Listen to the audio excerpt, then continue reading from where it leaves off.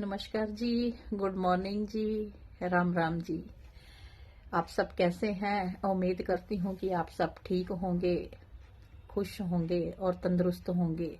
तो प्रभु के चरणों में यही प्रार्थना करती हूँ कि आप हमेशा तंदुरुस्त रहें और ऐसे ही मुस्कुराते रहें। तो चलिए, सुबह सुबह का टाइम है तो भगवान जी को एक साथ याद करते हैं कुछ पंक्तियों के साथ। हरे कृष्णा कृष्णा कृष्णा हरे हरे, हरे राम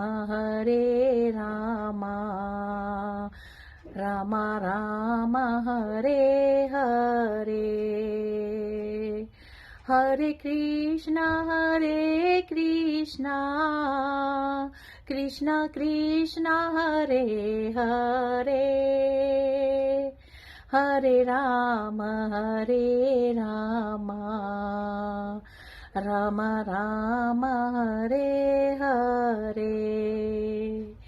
हरे कृष्णा